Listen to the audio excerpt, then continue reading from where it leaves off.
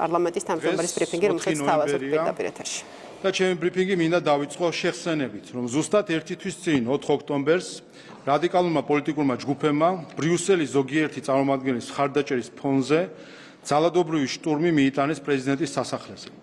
სახელმწიფო ბეწვზე გადაურჩა სისხლის ზღვასა და წარსულ ქაოსში დაბრუნებას. კარგი იქნებოდა დღეს მაინც მოგვესმინა ბრიუსელის მკაფიო არაურაზროვანი პოზიცია საქართველოში რადიკალურ ჯგუფებზე, ხელისუფლების დამხობაზე, რომლის უკანაც არც თუ უარგუმენტოდ ძაფები მიდის თავად ბრიუსელთან. სწორედ ეს თვალსაჩინო ფაქტია იმ ფონისა თუ დამოკიდებულების ყველაზე ნათელი ილუსტრაცია, თუ როგორ ეპყრობა ქართულ სახელმწიფოს, ქართველ ხალხს და მის არჩევანს ევროპული ბიუროკრატია.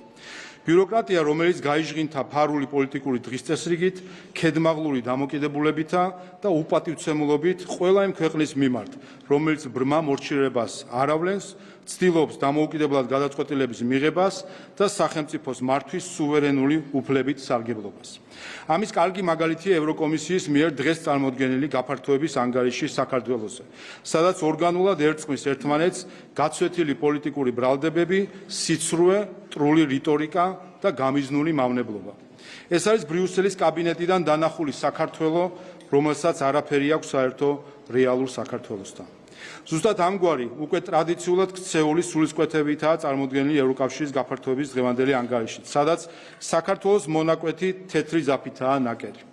ანგარიშის ის ნაწილი, რომელიც ქვეყნის პროგრესს გაზომვად პარამეტრებზე დაყრდნობით აფასებს, უაღრესად მშრალი და სიტყვაძუნწი ფორმითაა დაწერილი, ხოლო ანგარიშის პოლიტიკური ნაწილი მკვეთრად აგრესიული და უსამართლოა. სწორედ ამიტომ გსურს მკაფიოდ განვაცხადოთ, რომ მსგავსი უსამართლო, მიკერძოებული, ანტიდემოკრატიული, ქვეყნის პოლარიზაციისკენ მიმართული და დესტრუქციული დამოკიდებულების შედეგად, თუ კი ვინმეს აქვს უკუსლა, ეს სწორედ ევროკავშირის დღევანდელი მმართველი ინსტიტუციებია. ამიტომ არ არის გასაკვირი, რომ ბრიუსელი დიალოგს გაურბის და ქედმაღლურ ტონს ამჯობინებს.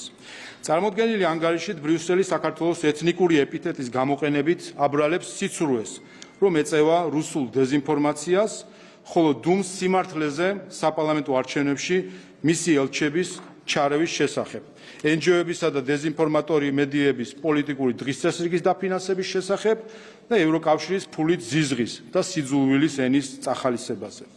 ცრუობს საპარლამენტო საგამოძიებო კომისიის შესახებ, რომელსაც მოქმედი ოპოზიციონერების მიმართ ანგარიშწორების ინსტრუმენტად მოიხსენიებს და არ ამბობს სიმართლეს კომისიის მიზნის შესახებ, რითიც კიდევ ერთხელ დგება სააკაშვილის დანაშაულებრივი რეჟიმის მხარეს და ამით დასცინის სააკაშვილის რეჟიმის მსხვერპლებს. ცრუობს უცხოური გავლენის გამჭვირვალობის კანონის შესახებ, როდესაც დასავლური ანალოგიებიდან სიტყვით ნათარგ დოკუმენტს ფუნდამენტური უფლებების დარღვევა წარმოაჩენს და არაფერს ამბობს სიმართლეზე, რომ ევროკავშირის ფული რადიკალიზმის და დეზინფორმაციის დასაფინანსებლად გამოიყენება. არაფერს ამბობს იმიტომ, რომ საკუთარ სქემებზე მოუწევს საუბარი. დღეს ისტორიის ძალიან სამწუხარო მომენტის მოწმენი ვართ, როდესაც ბრიუსელი აშკარად შორდება ევროპასა და ევროპულ ღირებულებებს. ბრიუსელი შორდება თავის დანაპირებსა და საფუძვლებს, რომ დაიცვას ის ევროპული ღირებულებები, რომელთა განსამტკიცებლად იგი თავდაპირველად შეიქმნა. დემოკრატიისა და ადამიანის უფლებების დამცველის ნაცვლად ჩვენ ხელში შეგვჭა იდეოლოგიზირებული ბიუროკრატიული მანქანა, რომელიც ცდილობს გააჩუმოს კრიტიკოსები და გააუქმოს ოპონენტები, თანაც ისე, რომ ამ მიზნის მისაღწევად ნებისმიერ საშუალებას მისაღებად მიიჩნევს. საქართველოსთან დაკავშირებით ბრიუსელის ღირებულებითი უკუსლა განსაკუთრებით გამოჩნდა 2022 წლის ზაფხულში, როდესაც საქართველოს უარი ეთქვა ევროკავშირის კანდიდატი ქვეყნის სტატუსზე, მიუხედავად იმისა, რომ საქართველო აშკარად იყო და არის მოლდოვასა და უკრაინაზე წინ ევროკავშირთან ინტეგრაციის ყველა ძირითად მაჩვენებლის მიხედვით. ხელის გულზედებს, რომ ამ უსამართლობის მიზანი საქართველოში არეულობის გამოწვევა იყო. მას შემდეგ დემოკრატიის, ეკონომიკური თავისუფლების, სოციალური პასუხისმგებლობის, მშვიდობისა და თანამშრომლობის ხელშეწყობის ნაცვლად ხედავთ ბრიუსელის მცდელობებს საქართველოს მთავრობა იდეოლოგიური და პოლიტიკური დიქტატის ქვეშ მოაქციოს. ეს დიქტატი არამხოლოდ იდეოლოგიურია, არამედ პოლიტიკურად მართული და მოტივირებულია კომისიისა და ევროპარლამენტის ზოგიერთი ფრაქციის მიერ. უფრო მეტიც, ზოგიერთი პოსტსაბჭოთა ევროპოლიტიკოსი თავიანთ ვიწრო გეოპოლიტიკურ ნარატივებსა და ინტერესებს პედალირებს, რათა აიძულოს საქართველოს რუსეთთან უფრო ღრმა კონფლიქტში შევიდეს საკუთარი უსაფრთხოებისა და ტერიტორიული მთლიანობის ფასად. ეს ყველაფერი კეთდება იმის მიუხედავად, რომ ყველაზე ძვირფასი ევროპული იდეალი უნდა იყოს მშვიდობა და კონფლიქტის გადაჭრა და არა ომისა და კონფლიქტის დათესვა და გაღვივება. ღირებულებებში უკუსვლა აშკარაა იმაშიც, რასაც ბრიუსელი აკეთებს საქართველოში, როდესაც მხარს უჭერს ჯგუფებს, რომლებიც ხელს უწყობენ სიძულვილის ენას შერიგების ნაცვლად, პოლარიზაციას კონსენსუსის ნაცვლად, ძალადობას დიალოგის ნაცვლად. ამ ნაბიჯებს შორისაა ლეგიტიმური და დემოკრატიული არჩევნების უარყოფა, თანაც ნულოვანი მტკიცებულებებით და არჩევნებზე დაკვირვების ყველაზე ავტორიტეტული ინსტიტუციის EUTO-ODIHR-ის ანგარიშების ფეხქვეშ გათელვის, რამაც 2020 წლიდან სისტემური და უწყვეტი ხასიათი შეიძინა. ასეთი მიუღებელი ნაბიჯია ჩარევა საქართველოს შიდა საქმეებში, თითქოს და დემოკრატიისა და ადამიანის უფლებების სახელით, მაგრამ რეალურად რადიკალური ძალადობრივი ოპოზიციის მხარდაჭერის მიზნით, რომლის დიდი ნაწილიც წარმოიშვა სააკაშვილის რეპრესიული დიქტატორული რეჟიმიდან. ბრიუსელის ღირებულებით უკუსვლაზე მეტყველებს ის მხარდაჭერა, რომელსაც ის უწევს ძალადობრივ ჯგუფებს, რომლებმაც 4 ოქტომბერს პრეზიდენტის სასახლის შტურმი სცადეს. ახლა ბრიუსელი ცდილობს ითამაშოს ღირებულებებზე აპელირებით.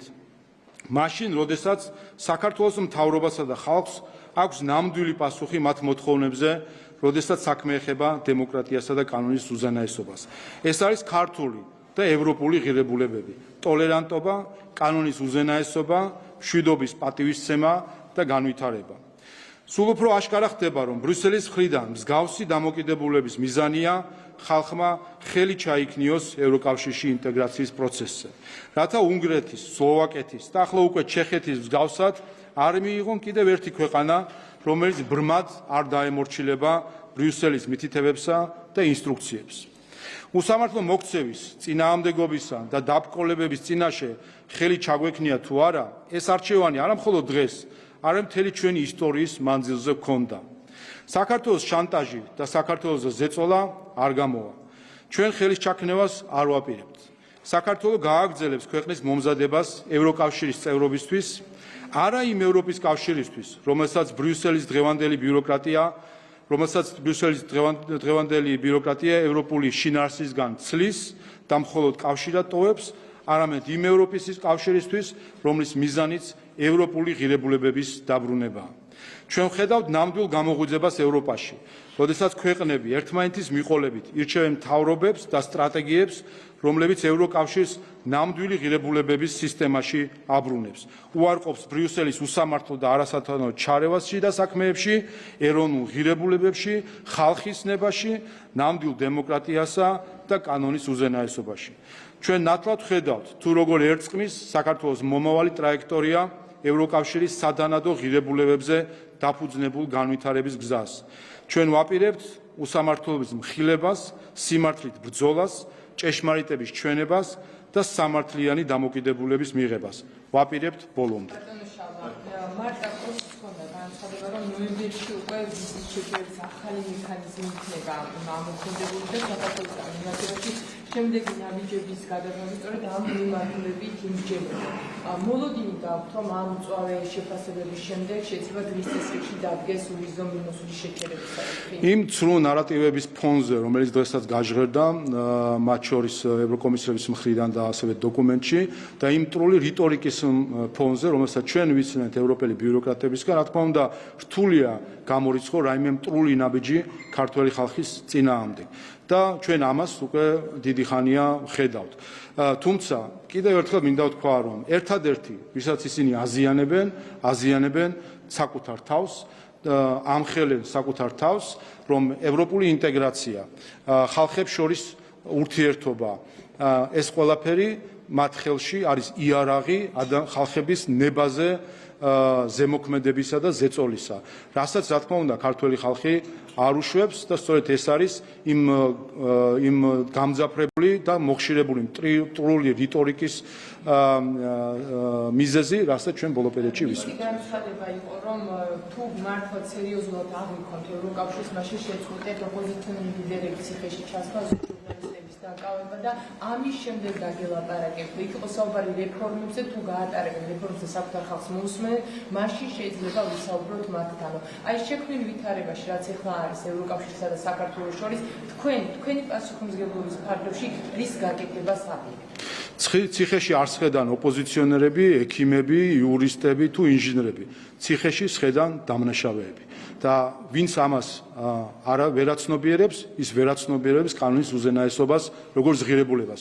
როდესაც ევროკომისარი ასეთი დაბალი ღირებულებებით საუბრობს და ადამიანებს გამოარჩევს პოლიტიკური კუთვნილებით თუ სხვა კუთვნილებით, ეს აჩვენებს, რომ ან არ ესმის მას, რაც ნიშნავს კანონის უზენაესობა, ან ესმის და მანიპულირებს, ან უნდა ზემოქმედება კანონის უზენაესობაზე. ერთიც და მეორე პასუხიც არის, რა თქმა უნდა, კატასტროფული. ამიტომ ესეც ერთ-ერთი შედეგია, რასაც ჩვენ დღეს ხედავთ იმის ფონზე და ერთ-ერთი მტკიცებულება ბრიუსელის ღირებულებითი უკუსვლისა, რომელიც დღევანდელი განცხადებებით უკვე აშკარაა. მოვისმენთ დღევანდელი განცხადებები, თუმცა საუბარი არ ყოფილა 4 ოქტომბრის ეგრეთ წოდებულ მშვიდობიან დამხობასთან დაკავშირებით. თუ გქონიათ მაგაზე მოლოდინი, რომ ამ თემასთან დაკავშირებითაც იქნებოდა რაღაც იმის ფონზე, რომ საქართველოს ხალხში არის მოლოდინი ამასთან დაკავშირებით ბრიუსელის პოზიციის გაგებისა, იმის ფონზე, რომ მეც გამიზნულად ვახსენებდით, რომ ეს არ ყოფილიყო რაღაც საინფორმაციო ველში ჩაკარგული საკითხი, ამის ფონზე დუმილი აჩვენებს მხოლოდ თანამონაწილეობას.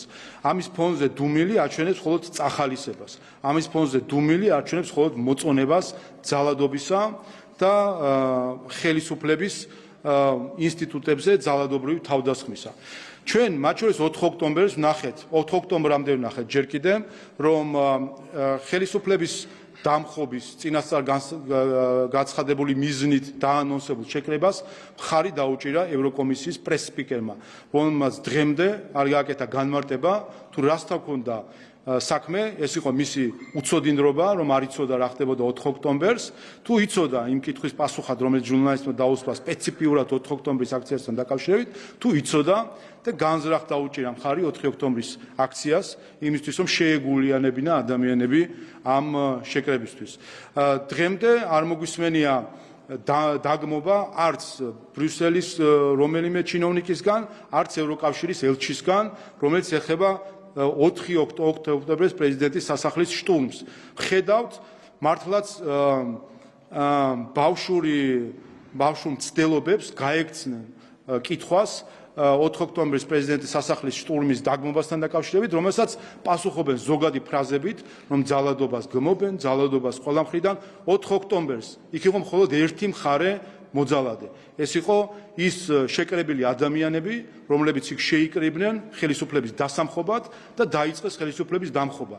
რომ არა ჩვენი პოლიციელები, ჩვენი უსაფრთხოების სამსახურის წარმომადგენლები, მათ შორის ის 25 პოლიციელი, რომელმაც საკუთარი ჯანმრთელობის და სიცოცხლის რისკის ფასად დაიცვა პრეზიდენტის სასახლე, ღმერთმა უწყის რა იქნებოდა დღეს საქართველოში, რა ქაოსი დატრიალდებოდა და რამდენი ათწლეულით უკან გადავარდებოდა საქართველო იქ, სადაც ჩვენ რამდენჯერმე უკვე ვიყავით, ზუსტად ასეთი უცხო დაკვეთით მოქმედი პოლიტიკოსების წყალობით.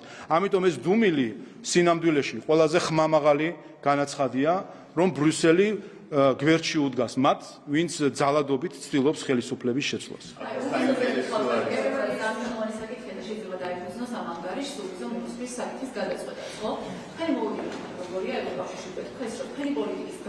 კანდიდატის დაწესება ნაკადაში ნარსდება არჩევნებად და ახლა არის გამორიცხული, რომ უნივერსიტეტსაც სიგეთის შორის დიდი ხანია საკითხს ქართული ხალხი ისეთ მე პოლიტიკის გამო დაემუქროს საფრთხე. ეს პასუხისმგებლობაზე ამერჩევით, რაც გეტყვით და მოლოდინი როგორია. ფიქრობთ, რომ ასე გადაცდება ეს საკითხი, რომ უზომნოსლა შეჩერდება საქართველოს ყოველთვის კონკრეტული ჯგუფებისთვის.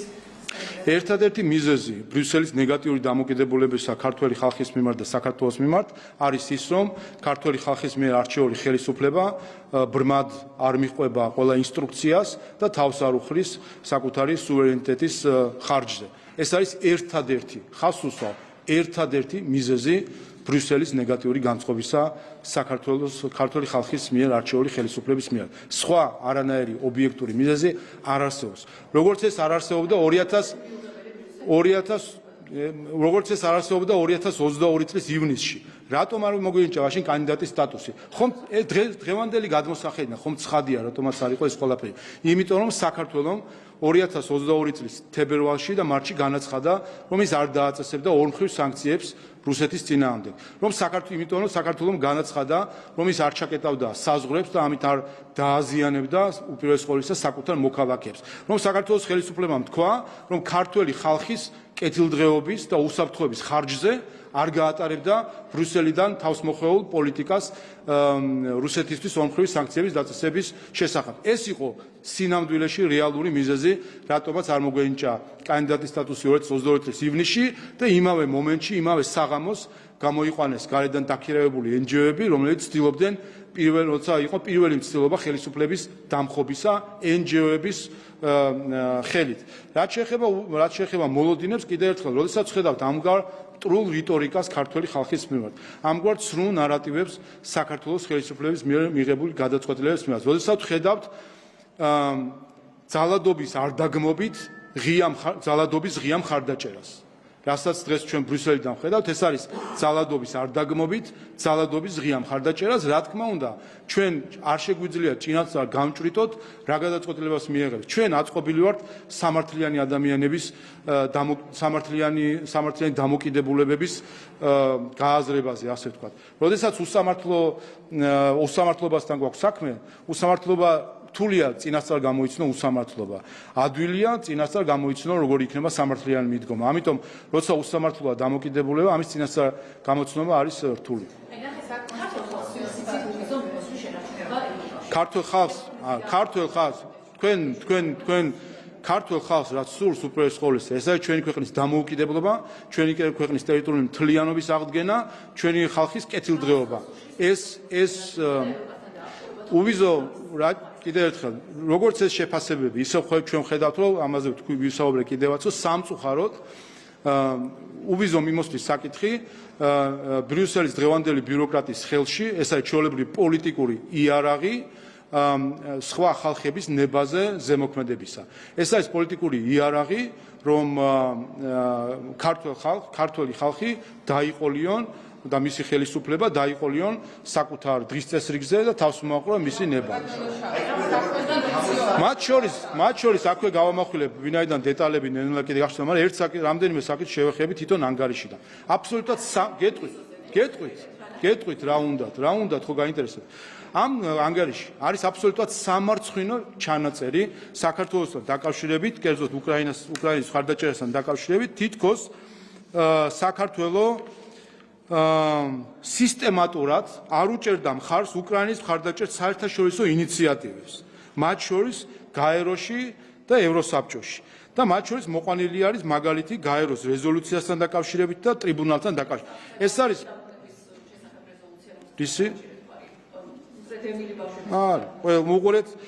ეს არის აბსოლუტური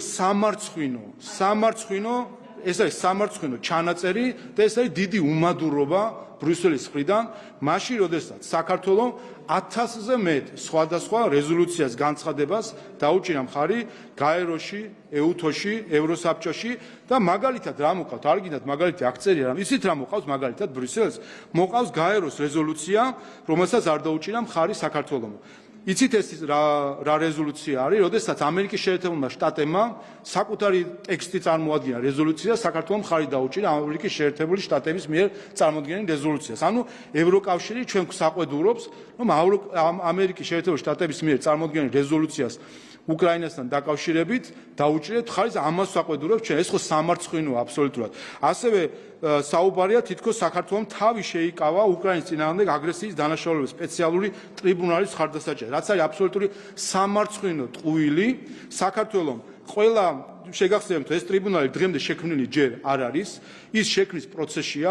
საქართველოს მხარი დაუჭირა როგორც ტრიბუნალის შექმნის გადაწყვეტილებას, თავდაპირველი გადაწყვეტილება რაც იყო მთავარი, ისე რეესტრის შექმნის გადაწყვეტილებას, რომელსაც სხვათა შორის ზოგიერთმა ევროპულმა ქვეყანამ, ზოგიერთმა კანდიდატმა ქვეყანამ მხარი არ დაუჭირა.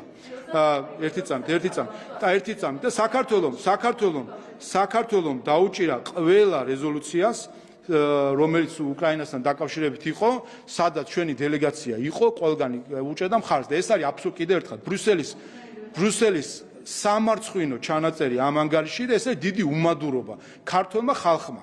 ისე რომ მას ეს არ ევალებოდა. უკრაინელ ხალხთან საკუთარი სოლიდარობის გამოსაჩენად, ხომ?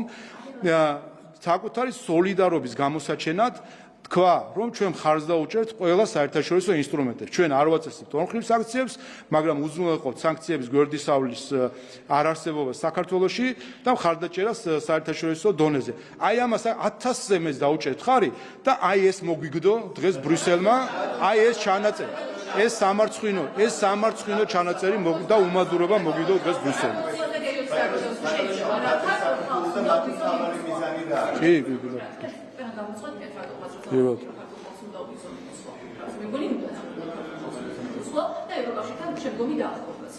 და ამ გზაზე გამოდის რომ თქვენ ხართ ბარიერი ქართველი ხალხისთვის, იმიტომ რომ ბრიუსელი ცხადად მიგვიწევს იმაზე, რომ პოლიტიკა პრობლემა არა, უყურეთ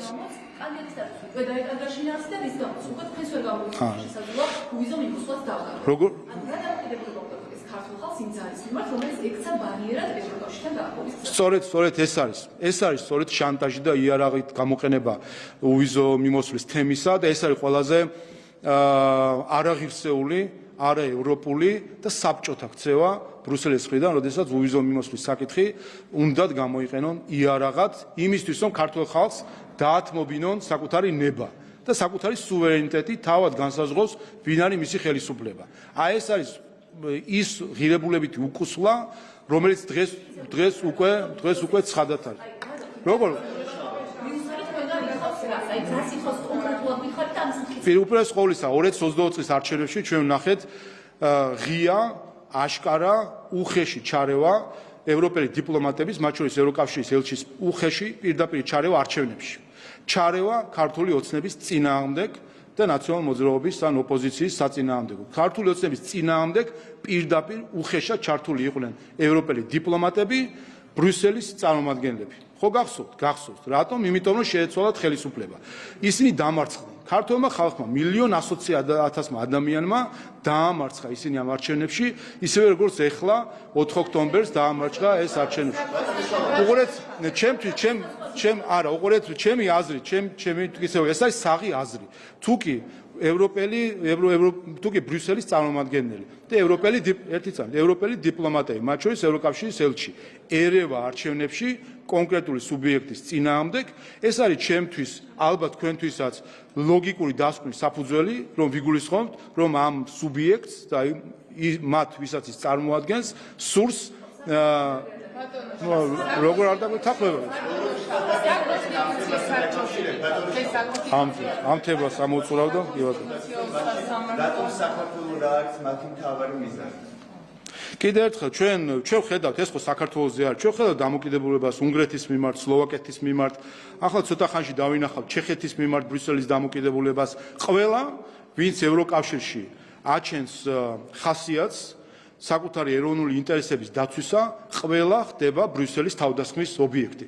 ეს უკვე ემპირიულად დადასტურებული მოვლენა არის, როდესაც ხედავთ ნებისმიერი ხელისუფლება, ან სადამ ხელისუფლებაში მოვა პოლიტიკური ძალა სხვადასხვა ქვეყანაში, საფრანგეთში, გერმანიაში, ჩეხეთში არჩევნებამდე, სხვა ქვეყნებში, ის პოლიტიკური ძალები, რომლებიც მისდევენ ეროვნული ინტერესების დღის წესრის პატრიოტული ევროპული ძალები, ხდებიან პირდაპირ სამიზნე და ობიექტი თავდასხმისა ბრიუსელის ბიუროკრატიის მხრიდან, ხოლო თუ კი ისინი ხელისუფლებაში მოდიან, შემდეგ ხელისუფლება და ის ხალხი ხდება პირდაპირ სამიზნე, როგორც დღეს არის უნგრეთი და სლოვაკეთი, ამისი ძალიან კარგი და ღია მაგალითი, როგორც ცდილობს ბრიუსელი ფულით და სხვა შანტაჟით, რომ ბიუჯეტის გამოყოფა არ გამოყოფით, ნება შეაცვლებინოს უნგრელ ხალხს და სლოვაკელ ხალხს.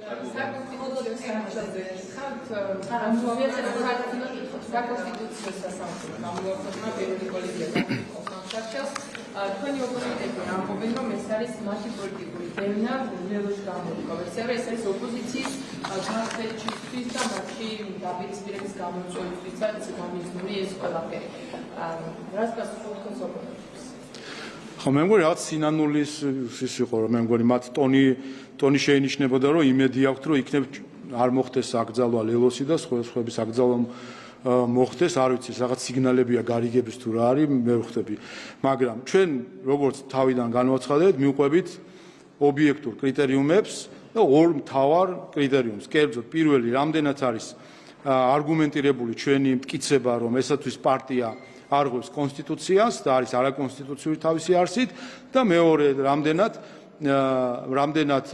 არის ასე ვთქვათ რეალური მათი გავლენა რომ საჭირო იყოს ამ მექანიზმის რომელიც საკმაოდ მძიმე მექანიზმი არის ამ მექანიზმის გამოყენება ამ კრიტერიუმების მიხედვით ეს სამი პარტია მოიქცა ჩვენს თვალსაჩინოში და მიმართეთ საკონსტიტუციო სასამართლოს შესაბამისად საკონსტიტუციო სასამართლო იმჯერებს რო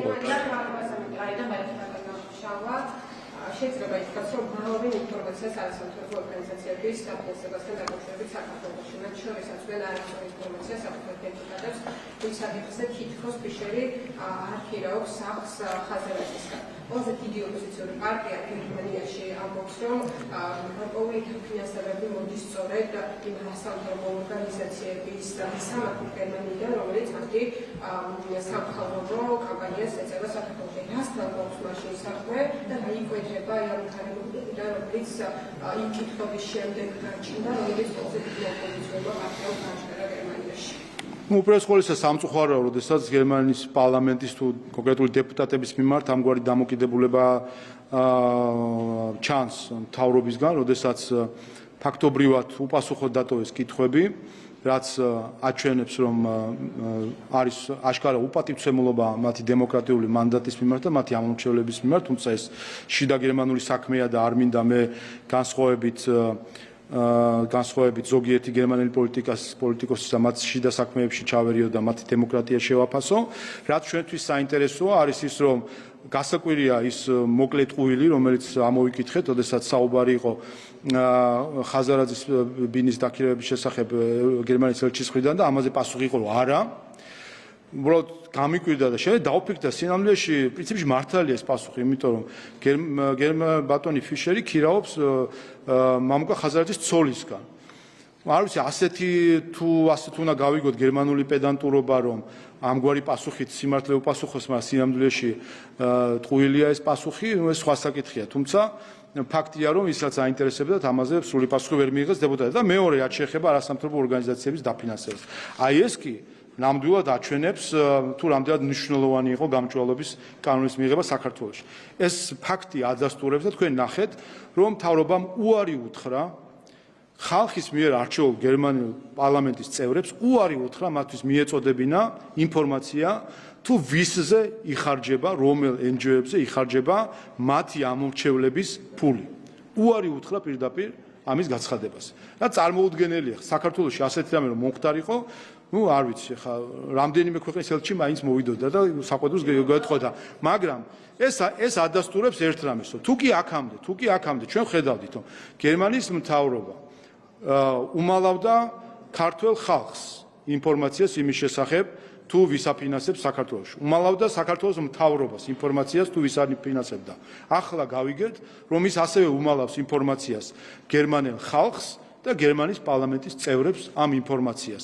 და ზუსტად ეს არის არაკეთილსინდისიერი დონორობის ყველაზე მკაფიო მაგალითი, როდესაც თავისუფლებას აძლევ, ჩახვიდე სხვა ქვეყანაში, ჩაიტანო ფული, ხარჯო ფული იქ რომ არც იმ ხალხის არჩეულ ხელისუფლებას კითხო, რაზე უნდა დაიხარჯოს ეს ფული, ვისზე უნდა დაიხარჯოს და როგორ უნდა დაიხარჯოს ფული და არც შენ ამომრჩეველთან კონდეს ანგარიშვალდებულება, რომ უთხრა, რომ აი ამ საქმეში დავხარჯე ეს ფული და ეს აჩვენებს ერთ რამეს, რომ თუ კი პასუხი იქნებოდა იქ გაცემული გამჭვირვალედ, მაშინ ყველა დაინახავდა, რომ ეს ფული იხარჯება მავნე საქმიანობისთვის საქართველოსთვის. იმიტომ რომ კეთილი საქმეებს როცა აკეთებენ, ამას დამალვა არ სჭირდება კეთილ საქმეებს, დამალვა სჭირდება ცუდ საქმეებს და რა თქმა უნდა, ეს უარი პასუხზე ჩვენ გვაფიქრებინებს, რომ ამ ფულით ზუსტად ცუდი საქმეები გვინდა.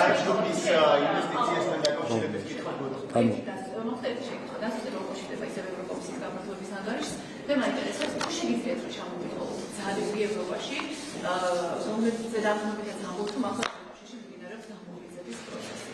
ყოველ უნგრეთის და სლოვაკეთის ხალხები მყავთ ამ დროს მხედველობაში, თუ სხვა ძალების არსებობენ. რა გავლენისა, რა მასშტაბის სამათი გავლენა არის მნიშვნელოვანი, იმიტომ რომ გავიგოთ საერთოდ რამდენად გავდივით შანსი, რომ თუნდაც 2030 წლისთვის და მოახერხოთ ევროკავშირთან ურთიერთობის გაუმჯობესება. როგორც ამას აზრად პირობად საქართველოს დემოკრატიას.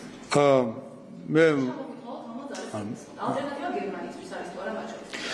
მთავარი არის ერთი რამე, რომ პატრიოტული ძალები ევროკავშირში ძალას იკრებენ, არიან ხელისუფლებაში, მოდიან ხელისუფლებაში, ძლიერდებიან როგორც პარტიები, ეს არ არის ტენდენცია მხოლოდ ევროკავშირში, არამედ სხვა კუთხეებშიც და მათ შორის ამერიკის შეერთებული შტატების ბოლო არჩევნებიც ამის დასტურია, რომ ევროკავშირს თუ ვისაუბრეთ, ევროპელი ხალხი დაიღალა იმ ცრუ იდეოლოგიით, რომელსაც თავსახავდნენ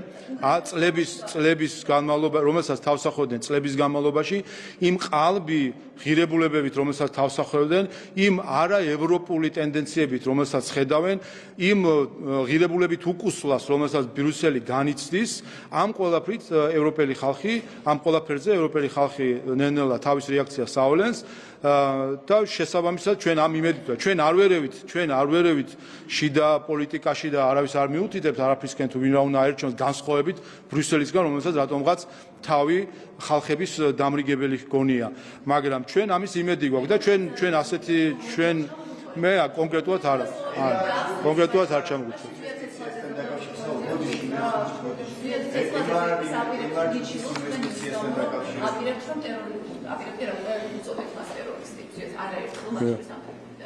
და ამის გამო გადაწყვიტა ოჯახმა ზურაბდაზე ეცეცხლაძე მათეს გავხსნეს განცხადება ამის შესახებ, რომ ისინი აპირებენ მიმართონ სასამართლოს. შეცდომები გაქვთ, რომ საქართველოს კონკრეტული ხალხი არის ტერორისტი. ტერორიზმი არის სისხლის სამართლის დანაშაული, ხო? აქვს მას კონკრეტული რაზე ეყოდებოდით, რა მტკიცებულებები და თორსა მოქალაქეს წოდებთ მე მივეცი პოლიტიკური შეფასება და რა სისხლის სამართლების შეფასება. სისხლის სამართლის შეფასება არის ბრალდების და სასამართლოს საქმე და მის ქმედება სათანადოდ შეფასდა სასამართლოს მიერ, ის გამოცდის სასჯელს იხდის პენიტენციურ დაწესებულებაში. ჩემი ამოცანა არ არის სისხლის სამართლის შეფასებების მიცემა. მე ვაძლევ პოლიტიკურ შეფასებას და ტერორიზმი ეს არის როგორ არის პრობლემა, აგიხსნით, ტერორიზმი ეს არის ასევე პოლიტიკური ერთი წამით. თაღლითობა არის დანაშაული და თაღლითობა არის პოლიტიკური ტერმინიც. ქურდობა არის დანაშაული და ქურდობა შეიძლება იყოს პოლიტიკური ტერმინიც. ყველაფერს შეიძლება ანალოგი მოეძებნოს სისხლის სამართლის დანაშაულის სახით, მაგრამ ასევე არის პოლიტიკური ტერმინი. ტერორიზმი, შიდა ტერორიზმი ამას ხაზს უსვავ კიდევაც. შიდა ტერორიზმი მაგალითი თავად აჩვენა. ტერორიზმი ზოგადად ეს არის პოლიტიკური მიზნების ძალადობით მიღწევის ასე ვთქვათ სურვილი და იდეოლოგია. შიდა ტერორიზმი ეს კი გახლავთ ქვეყნის შიგნით პოლიტიკური მიზნების ძალადობის მიღწევის იდეოლოგია. რაც ჩვენ ვნახეთ და მათ შორის მისი თავადვე საკუთარი თავის ჩანაწერი არის, რომლითაც ის პირდაპირ ინსტრუქციებს ხსნის თუ როგორ უნდა მოხდეს სხვადასხვა თავდასხმა სხვადასხვა გზებით პოლიციაზე, როგორ უნდა მოხდეს ბარიკადების აგება, როგორ უნდა მოხდეს მოლოტოვის კოქტეილები, იქვე დაპირებას იძლევა, რომ კიდევ უფრო მძიმე რეცეპტებს მისცემს მოგვიანებით თავის ვისაც ის ეკონტაქტება, ყოველ შემთხვევაში ამ ვიდეოს მეშვეობით. ამიტომ ტერორიზმი ეს არის პოლიტიკური შეფასება. პოლიტიკოსები საუბრობენ არა სამართლების შეფასებაზე და არ მე დანაშაულს ხო არა რო ყოფილიყო ტერორიზმის ნიშნებს ვერ ხედავთ ის ქმედებაში, როგორც მე მგონი საკამარისად მძიმე დანაშაული აქვს ჩადენილი, რაც მას დაუდასტურდა და საკამარისად მძიმე მტკიცებულებები ვნახეთ მისი მხრიდან. ასე რომ პოლიტიკურ შეფასებები, პოლიტიკური ტერმინი არის ტერორიზმი, ისევე როგორც შეიძლება იყოს სისხლის სამართლებრივი და როგორც თაღლითი ქურდი ან სხვა ტერმინი შეიძლება ჰქონდეს სისხლის სამართლებრივი განზომილება და ასევე პოლიტიკური განზომილება. მე ვაკეთებ პოლიტიკურ შეფასებებს და არა სამართლებრივ შეფასებებს, ამაზე არაერთხელ ვთქვას, რომ ეს პარლამენტის პრეროგატივა არ არის და პოლიტიკურ შეფასებებსაც შეეხება, აქ იმედია ცენზურის დაწესების სურვილი არავის არ აქვს სასამართლოში. მიმართულების ინვესტიციასთან დაკავშირებით გითხავთ, ამ შემთხვევაში ხაზარიძე, ჯაფარიძე და ასევე ალტინფო ითხოვენ დოკუმენტების გასაჯაროებას. კიდევ ერთხელ რომ განვადოთ, რა ინვესტიციაზე არის საუბარი. პრემიერმა თქვა, რომ 33%-იანი წლის პროგრესული საქართველოს იქნებოდა. ამ შემთხვევაში რა არის ოპოზიციის მთავარი მიზანი? ისინი ამბობენ, რომ ამით არამიზაცია მოხდება უკვე. აი დოკუმენტების გასაჯაროება და პირველი, ჩვენ ეს პროცესი უნდა დავინახოთ ზოგაჭრილში, როდესაც პოლიტიკური ძალები ცდილობენ და უკვე მერამდენეჯერ ქსენოფობიური პოლიტიკის განხორციელებას ან ქსენოფობიის როგორც ქსენოფობიის პოლიტიკური იარაღად გამოყენებას. და განსაკუთრებით თვალშისაცემი არის ჩვენს თვალში არაკონსტიტუციური პარტიის ლელოს პირდაპირ პროპაგანდა ამასთან დაკავშირებით, რომელიც პირდაპირ არის ქსენოფობიური. ლელო, რომელსაც ეფერება და ეხუტება სხვადასხვა ევროპული პოლიტიკური ჯგუფი. არიან ალდეს წევრები და ეს არის პირველი შემთხვევა მათი ქსენოფობიური კამპანიისა და ასე უნდა შევხედოთ დიდ სურათს. თუ კი ისინი დღემდე პოლიტიკური პარტია, რომელიც დაფუძნდა თაღლითური მიზნით, რომ მამუკა ხაზარაძე საკუთარი გამდიდრებისთვის ბიუჯეტი და 1.5 მილიარდი მიიღო და მას აღიარებული აქვს, რომ ანაკლის кейსის გამო და პრობლემის გამო დააფუძნა პარტია, რომ მიიღო ფული. ადამიანი, რომელიც ქსენოფობიურ კამპანიას ეწევა და არის ალდეს წევრი, გამოდის, რომ ალდე არის ქსენოფობიური პოლიტიკის წამახალისებელი გაერთიანება. ეს უნდა დავიმახსოვროთ. ყოველ ჯერზე, როდესაც ამ პოლიტიკოსებს ხელს ჩამოართმევენ სხვადასხვა ელჩები, ხელს ჩამოართმევენ სხვადასხვა პოლიტიკოსები უცხოელები, უნდა ვიცოდეთ, რომ ისინი ამ ხელის ჩამორთმევით ქსენოფობიას ახალისებენ ლელოს წარმომადგენლების სახით. რაც შეეხება შინაარსს, ხომ? მე წინაზეც ვისაუბრე, ეს არის აბსოლუტურად აბსურდი არის, რაზეც არის საუბარი. უპირველეს ყოვლისა, ეს არის ერთობლივი პროექტი, სადაც საქართველოს მონაწილეობს ამ პროექტის განხორციელებაში და ეს არის ისეთივე ბანალური პრიმიტიული ქსენოფობიური კამპანია, რაც თავის დროზე ქონდათ ვარკეთილში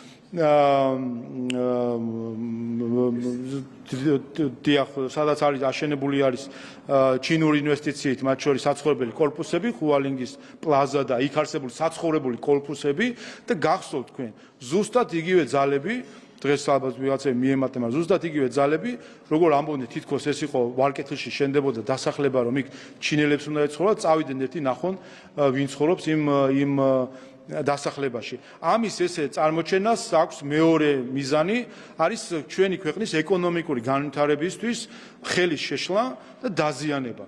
საქართველოს ისტორიაში ყველაზე მაღალი ინვესტიცია შემოდის და ამ ინვესტიციას უნდა თუ შეუქმნა პრობლემა. რაც შეეხება მიზნებს, რა თქმა უნდა, საქართველოს ხელისუფლება მოქმედებს მხოლოდ ქართველი ხალხის კეთილდღეობის გაზრდის ინტერესით, მოქმედებს მხოლოდ საქართველოს გამთლიანების უზრუნველყოფის ინტერესით და მოქმედებს მხოლოდ საქართველოს ეროვნული ინტერესებში, ასე რომ ნებისმიერი კომერციული თუ პოლიტიკური პროექტი თუ გადაწყვეტილება ემსახურება ჩვენი ეროვნული ინტერესების განხორციელებას და ჩვენი ხალხის კეთილდღეობის გაზრდას.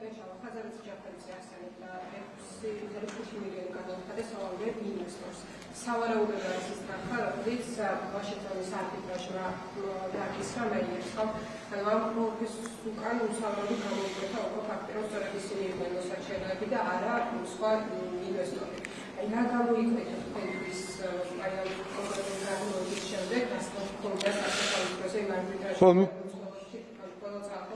ფაქტია, რომ არ უაყვეს, ესე იგი დადასტურებულია ეს ფაქტი, რომ ის ჯარიმა თუ ბიუჯეტში გადასახადი, რაც არბიტრაჟმა დააკისრა ჰოლანდიელ მეიერს ნაცვლად იმისა, რომ 65 მილიონი დაეკისრებინა საქართველოში, რასაც საქართველოს ბიუჯეტისთვის, რასაც ითხოვდა. ამის ნაცვლად აქეთ დააკისრა 6.5 მილიონი დოლარის გადახდა საქართველოს ბიუჯეტში.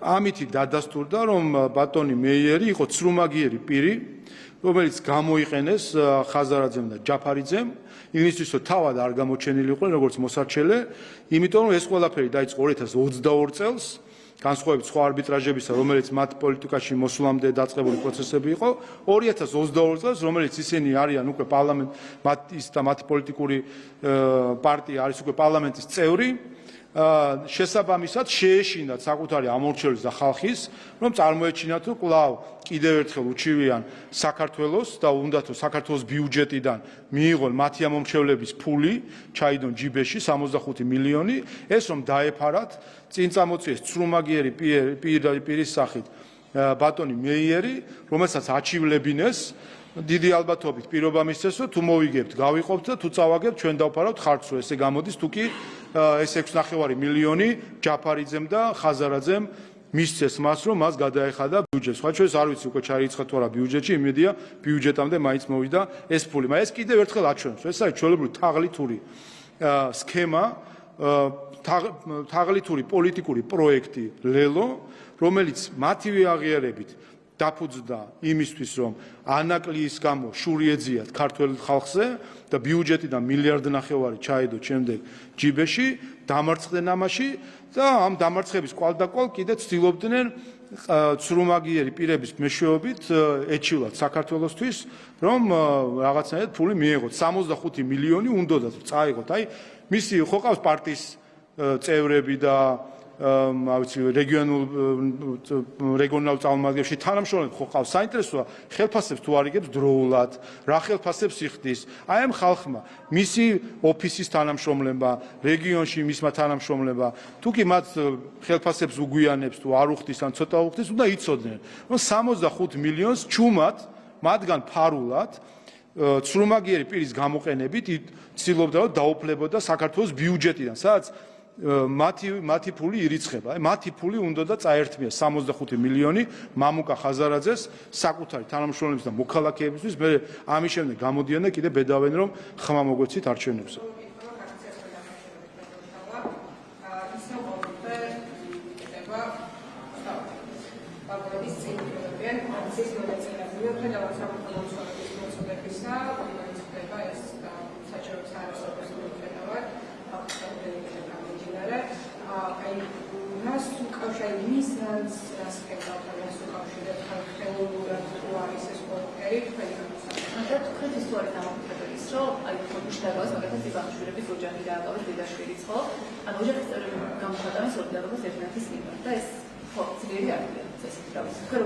ოჯახის წევრები წესით უნდა გამოხატოს.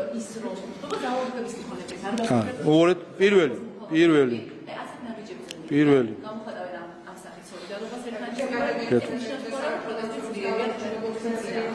გასაპროტესტო. პირველი, რაც შეეხება გზის გადაკეთებას, ეს არის ჩვენ ნახეთ, ეს არის სრულად გარედან მართული, წახალისებული და წაქეზებული აქტი. მათ შორის ნახეთ ეს ფინეთის საგარეო საქმეთა მინისტრის მიერ გზის გადაკეთებაში მონაწილეობის მიღებით. ეს იყო პირადი მაგალითი და ჩვენება იმისა, რომ მათი გადმოსახედიდან ბრიუსელი რომ ავიღოთ კვლავ კოლექტიურ განსაზღვრებად, ბრიუსელის გადასახედიდან მნიშვნელოვანია, რომ სასჯელის ფასად, საკუთარი თავისუფლების ფასად, საკუთარი ჯანმრთელობის ფასად, იმიტომ რომ იქ უწევთ ყოფნა არ ვიცი სხვა მინისტროს, უნდა იდგნენ იქ, იმიტომ რომ ბრიუსელმა და ზოგიერთმა ძალებმა ევროპაში საკუთარ მიზანს მიაღწიონ საქართველოს ხელისუფლებაზე პოლიტიკური გავლენის მოპოვების მხრივ. ეს არის მხოლოდ და მხოლოდ ამ მიზნისთვის განხორციელებული ქმედებები და ეს არის ამაზე უნდა დაფიქრდნენ თავად ეს ადამიანები, რომ თუ როგორც წირავენ მას ეს ეგრეთ წოდებული ევროპული და სინამდვილეში თავისი არსით ანტიევროპული და ევროპულობისგან დაცლილი შიდა თუ გარე ძალები საგამზირე მსხვერპლებად იმისთვის რომ კიდევ ერთი რეზოლუციაში ჩაწერონ რამე სადმე ისა რა ქვია X-ზე პოსტი დადონ თუ Facebook-ზე თქვან და სადღაცას რომელიღაცა ამსტერდამში თუ სტოკჰოლმში რომელიმე გვალმაგიდაზე ეს ახსენონ.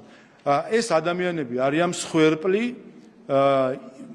მათი მსხვერპლი, ვისაც ისინი ფიქრობენ, რომ არიან მათი რაღაც მისაბაძი მაგალითები თუ ასე ვთქვათ, ვისაც ისინი იდეურად მისდევენ. ეს არის რუსთაველის გამზირისთვის განწირული მსხვერპლი გარე და შიდა ძალებისა, რომლის მთავარი მიზანი არის საქართველოს სუვერენიტეტის შეზღუდვა და ქართველი ხალხის იძულება და ქართველი ხალხისთვის საკუთარი ხელისუფლების თავსმოხვევა.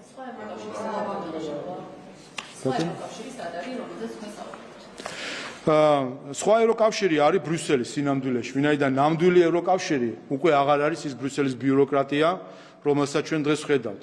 მე კიდევ ერთხელ გეტყვით. ბრიუსელი დღეს ხედავთ ჩვენ ღირებულებით უკუსლას ბრიუსელში, რომელიც სულ უფრო და უფრო სცილდება ჭეშმარიტ ევროპულ ღირებულებას. ევროკავშირი წარმოიშვა ევროპულ ღირებულებებზე, რომლის თანაშემოქმედებიც ვართ ჩვენც, ქართველები. ამიტომ ჩვენ ძალიან კარგად ვიცით რა არის ევროპული ღირებულებები და რა არის ეს ფასეულები. თუმცა რასაც ჩვენ ბოლო პერიოდში ვხედავთ ბრიუსელის ბიუროკრატიის მხრიდან, ეს არის სრული აცდენა ევროპული ღირებულებების კალაფოს. სინამდვილეში დღეს ევროპული და ქართული ღირებულებებისგან მოცილებული არის ბრიუსელის ბიუროკრატია და ჩვენი იმედით ზუსტად ეს არის, რომ ბრიუსელში მოვიდნენ ის ძალები, რომლებიც დააბრუნებენ ბრიუსელს ჭეშმარიტ ევროპულ ღირებულებასთან. როგორ შეიძლება ძალადობის ხარდაჭერა იყოს ევროკავშირის ღირებულება, რასაც აკეთებს ბრიუსელი? როგორ შეიძლება დეზინფორმაციის დაფინანსება იყოს ევროკავშირის ღირებულები, რასაც აკეთებს ბრიუსელი? როგორ შეიძლება პროპაგანდის დაფინანსება იყოს ევროკავშირის ღირებულება? როგორ შეიძლება სააკაშვილის ქება იყოს ევროპული ღირებულება? როგორ შეიძლება სხვა ხალხების ნებაზე ზემოქმედება იყოს ევროკავშირის ღირებულება? როგორ შეიძლება დემოკრატიის გაუქმება იყოს ევროკავშირის ღირებულება? როდესაც დღეს ზოგიერთი კომისარი საუბრობს ქართველი ხალხის სახელით, როგორ შეიძლება იყო სლოვენიელი მოქალაქეობით და თავს უფლებას აძლევდა ქართველი ხალხის საუბრისა. ეს ხომ არის მეურვეობითი დამოკიდებულება, რომელიც 100 წლის წინ იყო ეს ევროპაში, მაგრამ ეს დიდი ხანია დაგვეც. ევროპა ისევ იქ არის, სადაც არის. ევროპა არის ევროპულ ღირებულებებში, ევროპა არის ტრადიციებში, ევროპა არის ქრისტიანობაში, ევროპა ქრისტიანულ ღირებულებებში, ევროპა არის იმ ადამიანებში, რომელიც სულ უფრო მზარდად ხმამაღლა საუბრობენ ამასთან დაკავშირებით და ამას თქვენ ხედავთ ძალიან კარგად.